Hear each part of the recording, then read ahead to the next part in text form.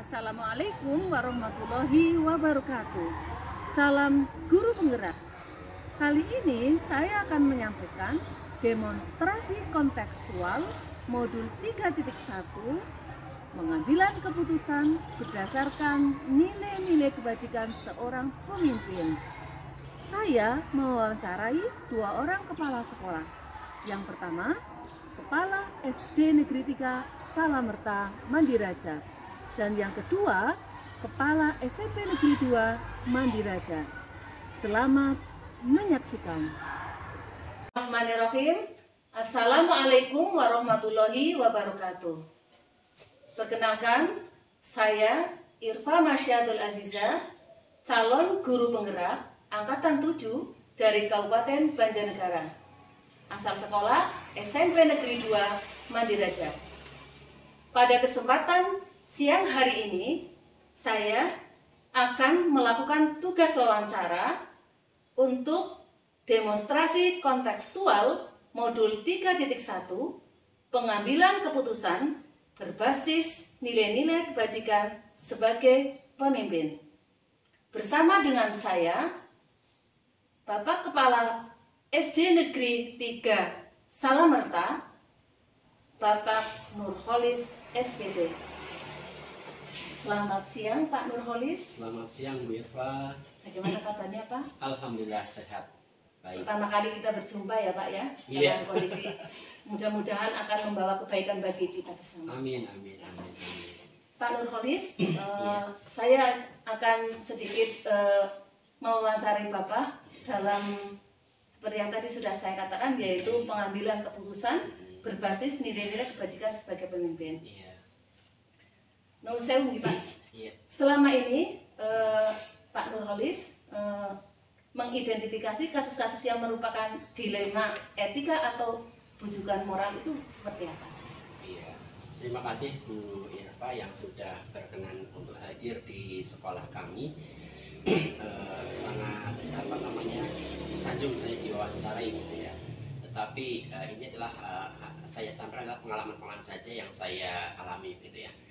Terkait dengan bagaimana saya mengidentifikasi suatu masalah itu masuk ke dilema etika atau termasuk bujukan moral. Sebenarnya bagi saya itu sangat simpel gitu ya. Bagaimana saya itu mengkomparasikan yang pertama dengan aturan-aturan yang ada. Jika suatu masalah itu memang ada unsur-unsur melanggar regulasi yang ada, baik itu regulasi pemerintah maupun baik dari misalnya kita ya, dari Kementerian Pendidikan atau dari undang-undang ataupun semua aturan yang ada termasuk dengan aturan di kota sekolah, maka itu sudah masuk kepada ranah bujukan moral. Tapi jika memang ternyata permasalahan yang ada itu sama sekali tidak melanggar aturan-aturan itu gitu ya, kita kaji bersama-sama gitu, tidak ada yang dilanggar, maka itu masuk ke dilema etika. Oke. Itu Bu Irfa. Berarti untuk membedakan apakah itu termasuk dilema etika atau bujukan moral, itu berarti apakah dia melanggar dari regulasi atau peraturan atau tidak? Termasuk kode etik. Ya betul sekali. Ya. Oke. Nah, menurut Pak Nurholis, bagaimana Pak Nurholis menjalankan pengambilan keputusan di sekolah Bapak, terutama untuk kasus-kasus di mana ada kepentingan yang sama-sama benar atau sama-sama mengandung nilai kebajikan?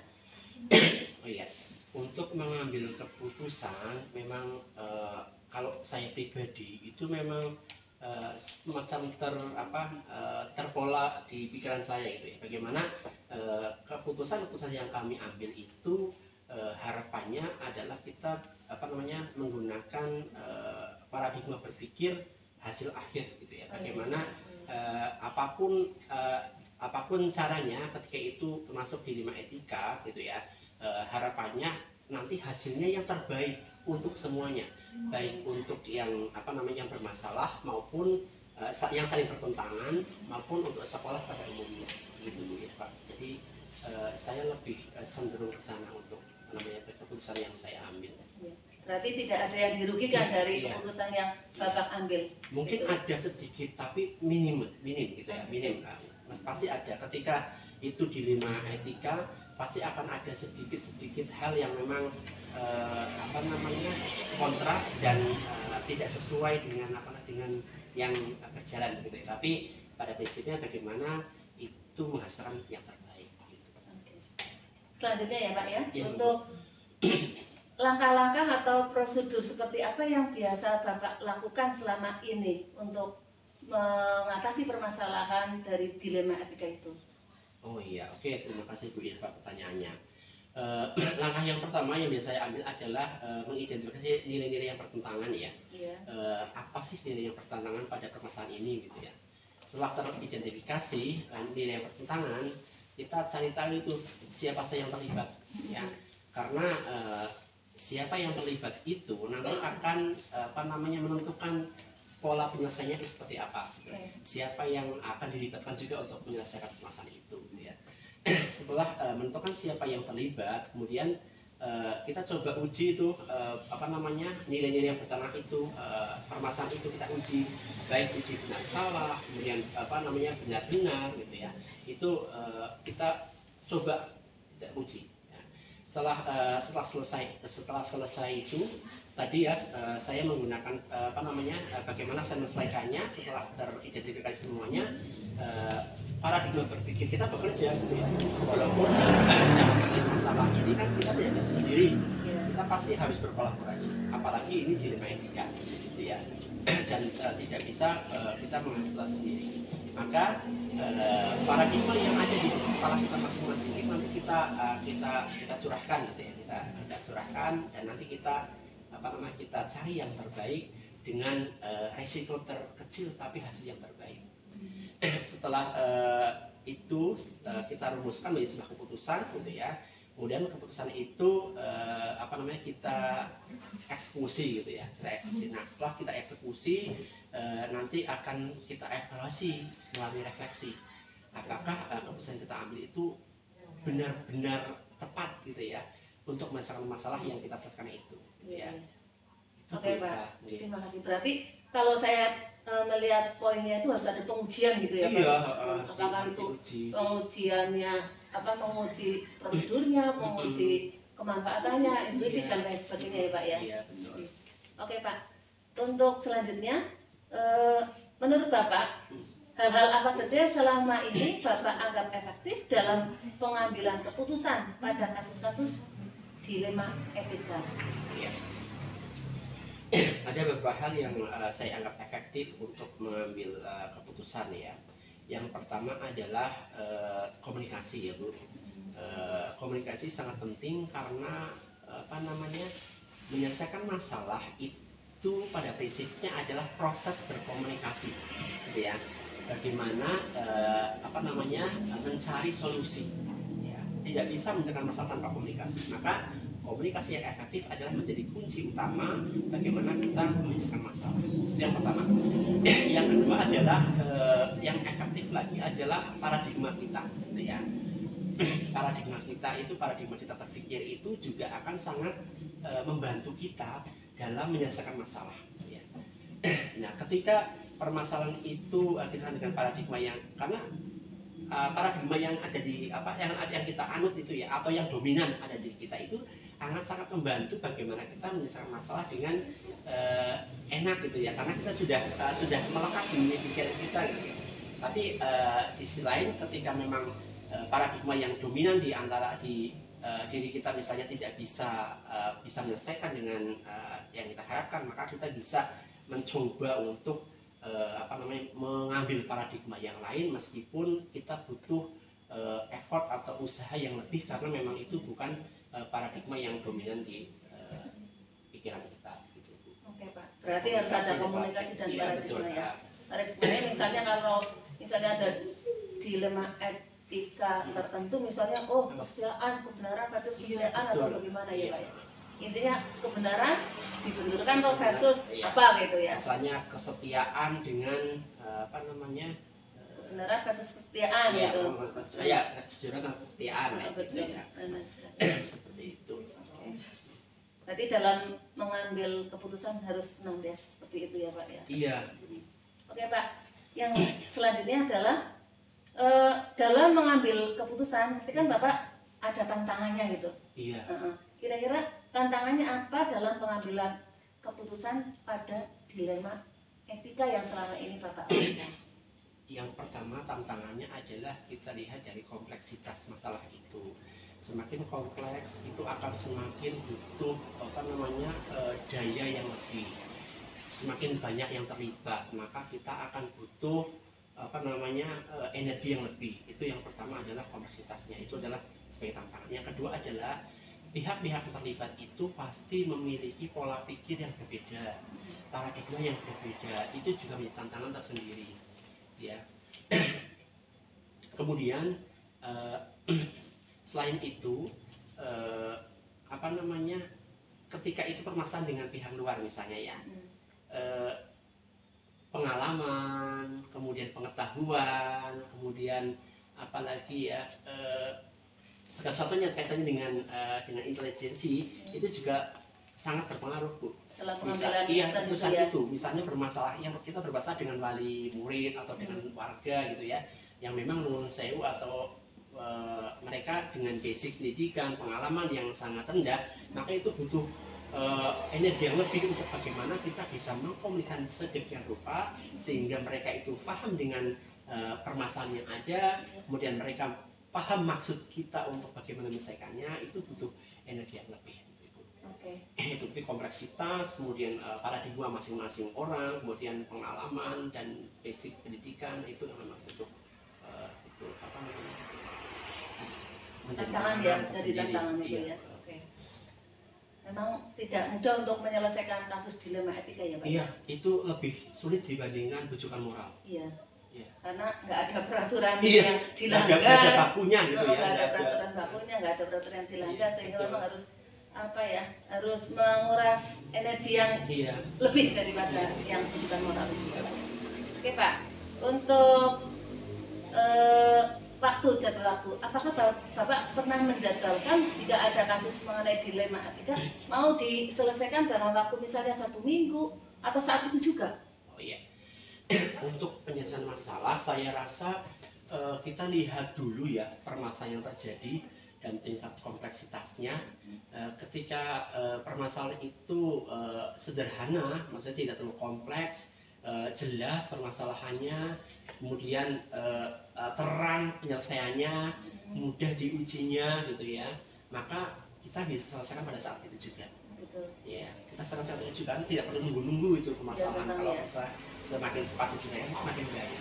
Tetapi ada permasalahan-permasalahan yang memang cukup kompleks, baik itu dari segi permasalahan itu sendiri gitu ya, atau segi yang terlibatnya, atau fakta-fakta yang terjadi belum kita garis secara lengkap, maka kita bisa atur itu, bisa kita atur lini masa penyelesaiannya. Ya, ketika mungkin fakta-fakta belum terungkap dengan lugas gitu ya, maka kita harus mengungkap fakta-fakta itu dulu. Ketika yang terlibat banyak, maka kita harus berkomunikasi dengan banyak orang, sehingga itu akan membutuhkan waktu yang lebih dibanding permasalahan yang memang cukup sederhana. Jadi tidak ada yang baku Bu masalah ini. Jadi tergantung permasalahannya sederhana atau kompleks gitu ya. Betul. Bisa mungkin saat itu atau mungkin 2 hari, 1 minggu, atau mungkin berapa saat lamanya gitu. Tapi prinsip penyelesaian masalah itu secepatnya. Gitu ya. Ya, prinsipnya itu kita semakin cepat semakin baik, tetapi kita terkadang tidak bisa serta-merta ada masalah langsung selesai, itu tidak bisa. Pokoknya harus ada pertimbangan-pertimbangan ya Pak ya. Betul. Tapi prinsipnya semakin cepat semakin baik. Oke Pak, selanjutnya nih, menurut Bapak ini, selama ini adakah seseorang, mungkin teman kerja rekan sejawat di sini, atau faktor-faktor apa yang dapat mempermudah atau membantu Bapak dalam menyelesaikan kasus yang berkaitan dengan dilema etika? Jelas ada. Di sini saya melibatkan semua guru. Jadi semua guru itu saya libatkan tergantung spesifik masalahnya, gitu ya. Misal permasalahan itu memang saya rasa bisa kita lakukan untuk semua guru, maka semua guru saya minta untuk pendapatnya. ketika itu spesifik guru tertentu itu akan lebih jago ini misalkan ini, maka saya akan berkolaborasi dengan guru tertentu. Jadi kita lihat dulu permasalahannya, maka kita akan bisa menentukan siapa sih yang akan saya libatkan untuk masalah ini gitu. Yang jelas saya selalu dibantu oleh teman-teman di sekolah maupun komite maupun lingkungan sekitar untuk menyelesaikan masalah yang terjadi di lingkungan sekolah kami. Berarti selalu ada kerjasama antara betul. Bapak selaku kepala sekolah dengan rekan guru maupun komite. Oke. Tidak bisa saya sendiri memutuskan karena ini dilema etika yang tidak mungkin itu berdiri sendiri masalah itu. Iya. Mantap sekali Pak. Yang terakhir ini Pak, dari semua hal yang telah Bapak sampaikan, pasti kan ada pembelajaran ini.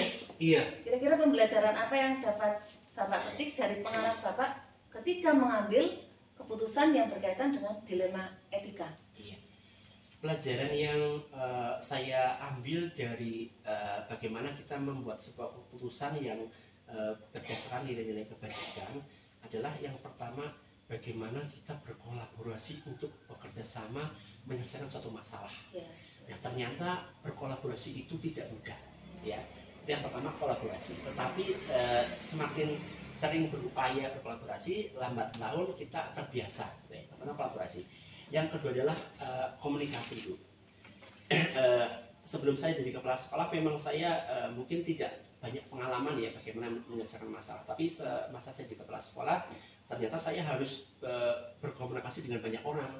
Apalagi ini kaitannya dengan masalah, penyelesaian masalah, maka saya mau tidak mau harus belajar berkomunikasi dengan banyak orang yang mempunyai pola pikir, paradigma berpikir yang berbeda agar kita bisa menyelesaikan satu masalah yang kita selesaikan bersama. Itu. Yang berikutnya adalah ketika itu berkaitan dengan masalah dilema etika, maka saya di situ seperti seolah-olah saya sedang diasah hati saya gitu ya. Hati saya diasah, kepekaan hati saya diasah gitu ya. Jadi bagaimana saya menimbang permasalahan itu dengan hati gitu ya, agar bisa memberikan suatu kebijakan yang dalam tanda kutip menghasilkan keputusan yang terbaik, tapi dengan minim resiko ya, dengan minim dengan minim gesekan seperti itu ya. Jadi hati itu yang saya merasa ternyata dalam masalah ini saya perlu melibatkan hati gitu ya, karena banyak itu dialami yang memang sebenarnya kalau diterang dengan hati itu langsung ketemu jawabannya gitu ya. Iya betul ya. Karena hati nurani terutama ya Pak ya. Betul ya, hati nurani itu yang dalam itu. Oke Pak. Berarti sebenarnya banyak sekali pengalaman yang bisa diambil dari proses pengambilan keputusan di betul Bu Eva, etika betul. itu ya. Ini sangat sangat ketika prosedur itu dilaksanakan itu sangat luar biasa, itu banyak pembelajaran yang kita dapatkan di sana. Lebih dari apa yang, bahkan bisa lebih dari apa yang saya alami. Gitu. Terima kasih loh Pak atas waktu yang sudah diberikan kepada saya. Itu sudah luar biasa, sudah saya juga dapat pelajaran dari apa yang sudah Bapak ungkapkan tadi mengenai dilema etika. Ya, senang Bu Eva. Terima kasih Pak. Selalu Bu Eva. Terima kasih. Selamat siang. Selamat siang. Assalamualaikum warahmatullahi wabarakatuh. Oke. Wawancara yang kedua adalah wawancarai Kepala SMP Negeri 2 Mandiraja, Bapak Supono SPD MSI. Selamat menyaksikan. Assalamualaikum warahmatullahi wabarakatuh. Gimana kabarnya? Alhamdulillah. Masih puasanya masih? Insya Allah masih puasa. Masih kegiatannya masih berlangsung ya Pak ya, untuk meningkatkan amal ibadah di bulan puasa. Mohon maaf Pak, pada kesempatan pagi hari ini saya selaku calon guru penggerak angkatan 7 Kabupaten Banjarnegara yang kebetulan bekerja di sini di tempat kita SMP Negeri 2 Mandiraja akan mengadakan wawancara mengenai pengambilan keputusan berdasarkan nilai-nilai kebajikan seorang pemimpin. Menurut saya Pak, yang pertama yang ingin saya tanyakan adalah bagaimana Bapak dapat mengidentifikasi apakah kasus-kasus yang ada di sekolah itu merupakan dilema etika atau bujukan moral. Dilema etika itu adalah suatu kasus yang benar versus benar. Tapi kalau bujukan moral adalah benar versus salah. Nah, menurut Bapak itu bagaimana Bapak dapat mengidentifikasi kasus tersebut yang ada di sekolah kita itu termasuk dilema etika atau bujukan moral? Baik, untuk hal seperti itu sebenarnya kasusnya sangat sedikit lah, tidak banyak terjadi. Karena pimpinan tentunya selalu melakukan cek and recheck, evaluasi, sehingga untuk pengambilan keputusan yang berdasar pada etika itu bisa diminimalisir. Nah, karena dengan dari cek and recheck, ya maka kita bisa melakukan monitoring progres dari setiap kondisi yang kita pantau. Misalnya ada anak yang misalnya nilai ulangan hariannya kurang namanya. Nah, maka semakin sering kita melakukan pemantauan, maka hal itu akan semakin kecil kejadiannya. Dan ini bisa diminimalisir, tidak terlalu dirisaukan. Hanya untuk yang berdasarkan moralitas inilah kita memang sifatnya sangat insidental dan harus mengambil keputusan dalam waktu yang singkat. Nah, ini yang kadang-kadang sangat merepotkan sekali.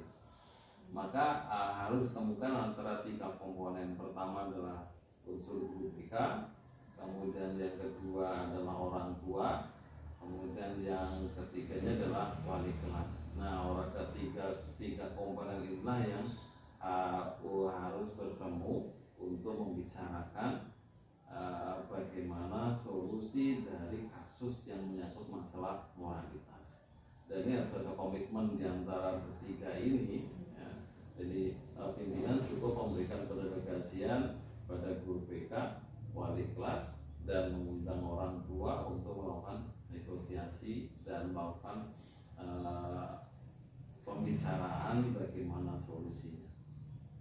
Seperti itu. Kalau di dalam dilema etika kan berarti sesuatu yang benar dibenturkan dengan kebenaran dan itu tidak melanggar peraturan kedinasan dan lain sebagainya. Tapi kalau bujukan moral itu sesuatu yang benar dibenturkan dengan sesuatu yang salah dan itu melanggar aturan, mungkin peraturan dinas dan lain sebagainya dipanggil, dan itu akan bisa diidentifikasi kasus-kasus tersebut dengan melibatkan guru BK, kemudian orang tua dan wali kelas wali. Pertanyaan selanjutnya Pak, selama ini bagaimana Bapak menjalankan dalam pengambilan keputusan di sekolah kita ini, terutama untuk kasus-kasus di mana ada 2 kepentingan yang sama-sama benar atau sama-sama mengandung nilai kebajikan. Bagaimana Bapak menjalankan dalam pengambilan keputusan tersebut? Yang pertama melakukan analisa. Ya, melakukan analisa terhadap kemungkinan keputusan yang akan diambil. Ya, kalau umpamanya A, manfaatnya berapa, mudaratnya berapa. Kalau keputusan B, manfaatnya berapa, mudaratnya berapa. Jadi karena adalah 2 hal yang benar, ya maka kita akan mengambil keputusan yang paling minimal mudaratnya. Ya, paling minimal mudarat itu yang akan kita ambil.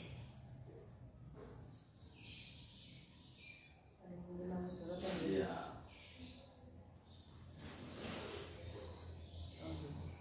Seperti itu saja Pak. Oke.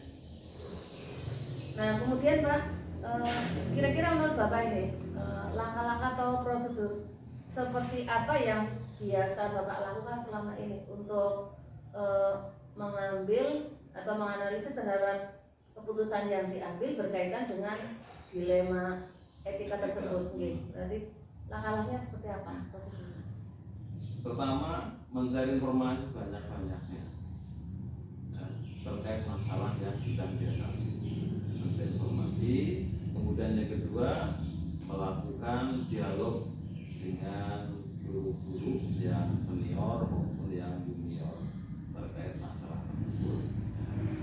Dan kemudian yang ketiga adalah mengambil keputusan dengan ya, mempertimbangkan masukan-masukan. Misalnya ini pernah apa enggak misalnya ketika Bapak mengambil keputusan tersebut untuk dilema etika itu langkah-langkahnya misalnya melakukan pengujian misalnya. Belum pernah. Belum pernah. Kemudian Ya. uji prosedur, uji apa? Uji intuisi, apakah keputusan itu sesuai dengan hati nurani saya atau tidak. Uji prosedur misalnya Bapak itu sesuai dengan peraturan yang ada apa tidak ketika mengambil keputusan. Kalau itu ada pasti. Karena dalam cara berpikirnya pimpinan dengan yang dipimpin itu berbeda sekali. Ya. Kalau cara berpikir yang dipimpin bisa cenderung pada emosi, nah, karena kecewaan. Tapi kalau pimpinan biasanya lebih kepada regulasi secara makro dan untuk masa-masa akan datang. Nah, misalnya begini, bahwa dalam kriteria kenaikan kelas ada persyaratan begini. Ya. Oke, regulasinya jelas betul. Ya. Dan anak ini sepanjang tidak memenuhi persyaratan sudah pasti tidak bisa naik ke tingkat yang lebih tinggi. Nah, tetapi kan kita pijakannya bukan hanya sekedar itu. Ada sisi-sisi di mana kita juga harus memperhatikan sisi lain yang sebenarnya juga tidak kalah penting, yaitu proyeksi masa akan datang. Ya. Karena apa? Kita jangan terjebak pada hitam putih. Ini tidak memenuhi kriteria maka harus tinggal, harus dikeluarkan. Kemudian ini memenuhi maka berlanjut. Tidak seperti itu. Nah, kalau di tingkat pimpinan, wah tidak hitam putih seperti itu. Ya, makro, waktu. Memang betul ini secara regulasi di tingkat satuan pendidikan aturannya begini. Tetapi dalam skala makro ada program yang lebih besar lagi, yaitu bagaimana kita masukkan program nasional. Yang kedua adalah bahwa tidak semua siswa harus menguasai semua hal. Tidak semua siswa harus menguasai semua hal. Karena untuk menjadi seorang dokter tidak harus pintar bahasa Indonesia, tidak harus pintar seni budaya, tidak harus pintar matematika. Sama halnya untuk menjadi seorang pelukis, buat apa harus belajar matematika, belajar fisika. Nah, maka ya, dengan pertimbangan itu kriteria kenaikan atau kriteria ini adalah sebagai pintu masuk ya untuk mengambil kebijakan dalam skala yang paling rendah. Ya, bukan untuk yang paling rendah, tapi ini paling rendah. Ya. Artinya bahwa ini oke masuk ya, tapi tidak hanya berhenti di sini, harus lebih jauh lagi begitu. Berarti misalnya pengujian regulasi tetap ya Pak ya, kita harus tetap berpatokan pada regulasi, tapi juga harus melihat intuisi. Kira-kira perasaan saya bagaimana, anak saya kalau begini kan, bagaimana masa depannya begitu ya Pak ya? Kira-kira seperti itu. Jadi memang menjadi seorang pemimpin harus sangat bijaksana sih Pak. Enggak sih, harus banyak melatih kepekaan. Ya, melatih kepekaan. Intuisi dibanding. Iya. Luar biasa. Nah selanjutnya Pak, pertanyaan selanjutnya.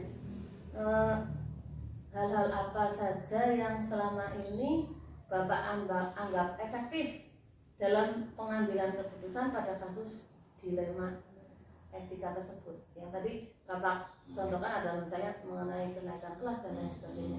Kira-kira menurut Bapak hal-hal apa saja yang selama ini Bapak anggap efektif dalam pengambilan keputusan tersebut? Apa ya? Ya seperti tadi sampaikan intuisi. Masih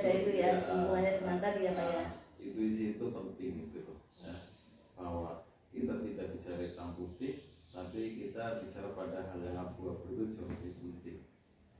Ya, dengan semakin banyak komunikasi dengan pihak lain, insya Allah keputusan itu tidak akan melukai pihak yang merasa dikecewakan maupun objek yang merasa harus diberikan hukuman. Ya, jadi ada balance, ini yang menginginkan hukuman tidak kecewa, tapi ini yang tertuduhnya juga tidak merasa dijatuhkan sekali. Dan caranya itu tadi banyak komunikasi dengan orang lain dan membuka sudut pandang yang lain. Jadi harus banyak orang yang terlibat mungkin dia dalam pengambilan, banyak mendengar gitu. Harus banyak mendengar. Membuka berbagai macam pertimbangan. Yang memutuskan tetap pimpinan yang memutuskan, tetapi pertimbangan-pertimbangan dari sisi-sisi yang memungkinkan masih harus kita ambil. Selanjutnya Pak, selama ini menurut Bapak ini apa yang merupakan tantangan dalam pengambilan keputusan yang berkaitan dengan dilema etika tersebut? Tantangannya apa sih Pak itu? Mesti ada tantangannya Pak. Keputusan Bapak nanti mungkin akan ditentang oleh siapa itu dan lain sebagainya. Tantangannya hanya satu sebenarnya, frekuensi. Ya, jadi maksudnya antara cara berpikirnya dan ekspektasinya pimpinan ini seringkali berbeda dengan yang dipimpin. Sering ini ada gap ya Pak? Iya, biasanya itu kan. Kenapa? Faktor pertama adalah faktor psikologi, yaitu kenyamanan. Nah ini, jadi sudah nyaman sehingga kalau ada hal yang sedikit saja berbeda dia tidak akan siap menerima. Biasanya begitu. Contoh begini ya. Contoh absen, pinternya ada tapi manualnya ada, ya. Atau sekarang dengan koordinat dan manual. Untuk membiasakan loh ya, bukan untuk melakukan hal yang sungguhnya, itu saja susah. Ya, maka harus sering diingatkan ya, bahwa ini belum berlaku, tetapi kita harus membiasakan diri agar kita sudah lanyah atau sudah terbiasa pada saat dimana absen itu diberlakukan. Di sisi lain, pimpinan menghendaki agar mulai pembiasaan, ya. Di sisi lain, ini belum berlaku, jadi tidak perlu untuk dilaksanakan. Nah, ini kan, ini kan betul lah, belum berlaku. Ya. Tapi pimpinan juga menghendaki membiasakan saja supaya nanti pada saatnya kita sudah terbiasa. Kemarin saya juga lupa, pada saat di sini sampai sore itu lupa nggak hingga sore karena belum biasa seperti itu. Berarti lagi untuk pengambilan keputusan itu yang merupakan tantangan adalah mungkin yang tadi Bapak katakan belum sefrekuensi gitu ya. Masih ada gap antara pimpinan dengan yang dipimpin. Jadi harus ada disamakan frekuensinya dulu ya, supaya ekspektasinya sama. Harus banyak belajar itu Pak. Kemudian ini Pak, yang selanjutnya, apakah dalam menyelesaikan kasus-kasus dilema etika itu ada timeline-nya apa enggak Pak? Maksudnya harus selesai sekarang atau 2 minggu yang akan datang atau seminggu yang akan datang atau 4 hari yang akan datang, itu ada timeline-nya apa enggak Pak? Ada Pak? Kalau saya tidak ada. Nah, memang lebih cepat lebih baik. Biasanya kalau ada masa itu ya paling kita bicara dari hati ke hati, tapi tidak mematok kapan harus selesai enggak ya. Nanti kita sambung hati dulu ya, untuk menyamakan persepsi dan frekuensi. Insya Allah kalau sudah nyambung hati ya tidak masalah ya, cepat atau lambat pasti akan berubah juga gitu. Jadi yang pertama, saya tidak waktu kapan harus selesai, tapi sesegera mungkin melakukan komunikasi dari hati ke hati, sesegera mungkin. Berarti nggak ada target waktu, misalnya ini kasus ini harus selesai dalam waktu misalnya 2 minggu kayak gitu. Enggak. Nggak ada. Yang target adalah sesegera mungkin mengadakan komunikasi dari hati ke hati, itu sesegera mungkin. Lebih cepat lebih baik gitu. Ya.